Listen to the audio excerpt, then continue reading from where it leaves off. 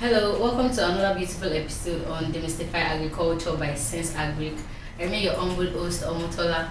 So today with me is Mrs. Blessing. She's into food processing and distribution. She's the CEO of Ahinamart. Mrs. Blessing, can you tell us more about yourself and your business? Good afternoon. Like she said, I'm Mrs. Blessing UTV. I'm from Benue State. Yes, I'm proud of my state, so I always mention it anywhere I go to.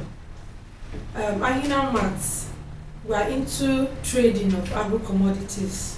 Apart from the trading, we also process a few of the agro commodities and sell them in large quantity here in Lagos. We have our stores in Festac and Okota. Festac is like our head office, and Okota is like the branch. Festac gave birth to Okota, and we've been doing this for quite some years now. Like roughly how many years on? 10 years. Wow, that's interesting. Yes, I actually started as a trader, a market woman, and then like after 7 years, I decided to do corporate, and that was when the name Ahinamart came on board. The past 7 years that I was trading, I wasn't using a corporate name, and then I decided, okay, since I'm passionate about this, why don't I create a brand on what I'm doing? And then I decided to register Ahinamart, and then I took it up from there as making it a corporate firm. That's beautiful. So what gave you the motivation to go into food processing? When I got to Lagos in 2008 to be precise, I live in Festac, and then I went to Agboju. We have a market called Agboju Market. Okay. And then I saw that a tuber of yam was being sold for 500 naira. And I was like, for real? When we play football with yams in Benue, and that was it. That was it. I started with 100 tubers. My dad, he has been extremely supportive. He would buy 100 tubers of yam from Benue and send to me in Lagos. My husband's colleagues then were my customers. He was a banker with Intercontinental Bank. And then when I bring the 100, they will buy it off. So then my neighbors got to know that I bring yam. And they started asking. Before you knew it, I decided that okay, I could actually do something with this. I started bringing in large quantity, and here we are. So how easy was it for you to transport? Those days, 18-seater buses, it was easy. You know, things were quite easy. 2008 to now, it's been so many years down. Okay. So things were quite easy for us then. We could just give them to an 18-seater bus, they would charge you, and then they bring it down to Lagos.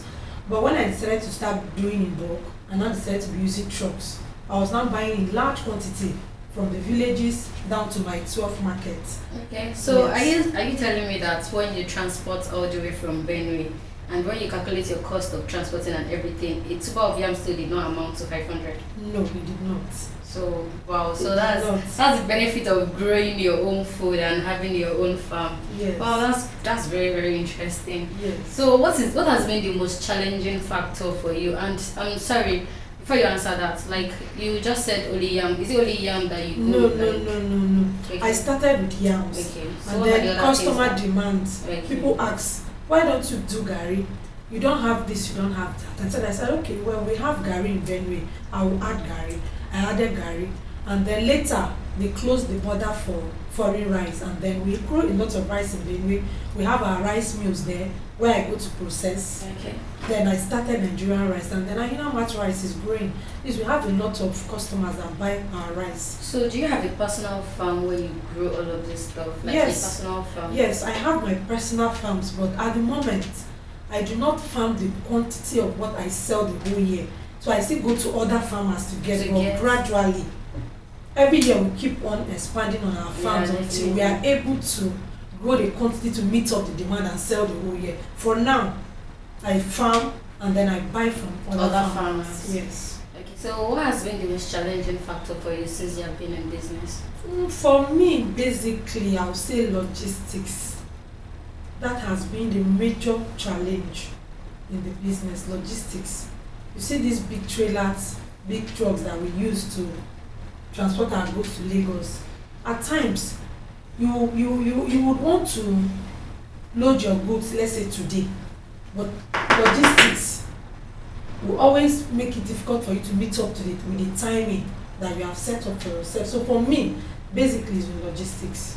So is it That's that been the only challenge I've had so far. is it that you have a logistic company that you work with? Yes, Or we rent trucks from fleet companies, but we're working on getting our okay, so Ahinamart most trucks. of Yes. most of the time those people they disappoint you, they don't meet up Yes, to time and all of that. exactly, yes. So what approach have you now like We are trying to get your own own trucks, yes, okay? so that we can solve that issue. So apart from that's the only challenge you go through. I know that most of the time when I'm traveling like interstate like that, policemen, they normally discover our buses and all of that. You don't have issues. You know with what them? happened in this business is that every state, anything you're doing, you know the right thing that you should do. Okay. Every state you go to, we have checkpoints where we pay for our agro commodities. Every state have the checkpoint. So when you get there, you don't need to be reminded that you need to pay. You just stop, pay, collect your receipt and start. Okay, just those are the things that you pay for. Yes. So no other person disturbs you. No, and all of at that. all. And it's always easy Yes. to transport your Yes, we they call it produce. okay, your produce. Yes. So no bad roads. Are you telling me there's no bad roads? You just There are bad roads, but I don't But it follow doesn't- the truck. okay. I've never even followed the truck, so I can't say bad road is a challenge to me. So it doesn't affect your goods in any No, way. they bring my goods in peace. Wow. So I can't say bad road is a challenge to me because I don't follow the truck. I have my workers that take turns in following the trucks down to Lagos. Do you get? So that is why I'm not mentioning bad road. For me, my major challenge has been logistics. Okay. Yes. So there is high level of food loss and wastage Yes. across the value chain. Yeah. Like how do you deal with that? Okay, like yam. Okay. That is what made me to start doing yam flour. Okay. Instead of allowing yam to get wasted and you throw it away, I changed it to yam flour and it's selling very well. I dry the yams. Any yam I see that has fault, I just dry it and blend. Wow. That is Then what gave package. birth to Ahinamart yam flour. And then we did same for sweet potato. Instead of throwing sweet potato away because it's getting bad, we just dry them and blend them. That is what gave birth to Ahinamart sweet potato flour. Very, very, very smart woman, and I love your business ideas and how much you have put into it. Thank you. So, what does it require to operate in your value chain? Like, if somebody wants to go into food processing and all of that, like, what do they need to do? What does it require? First of all, you need to check the market. It's one thing to buy goods and it's another thing to sell.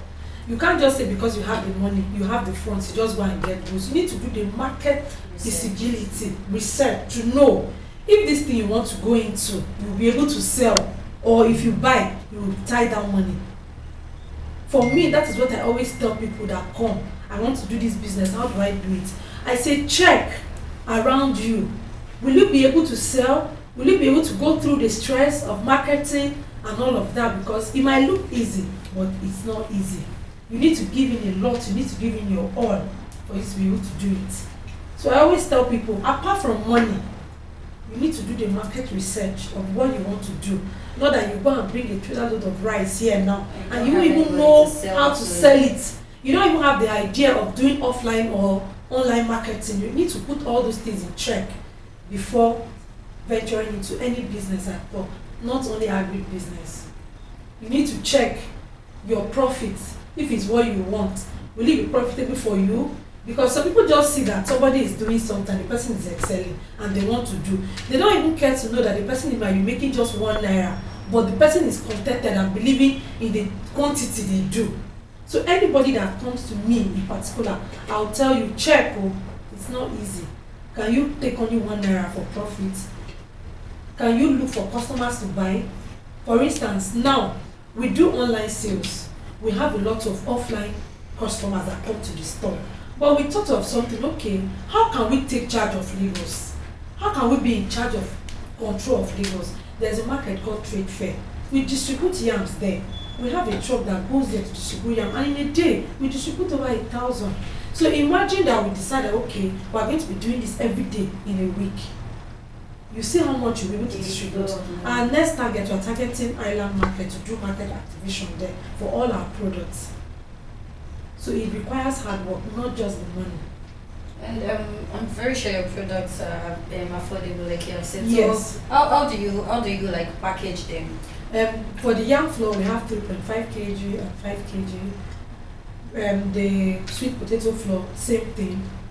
Our rice, we have 50 kg, 25 kg, 10 kg, and 5 kg. And our prices are always cheaper than the open markets. That is my selling point. And the lower the prices, the higher the demand. Yes, exactly. People that resell, they come to us to buy, and they sell and make money.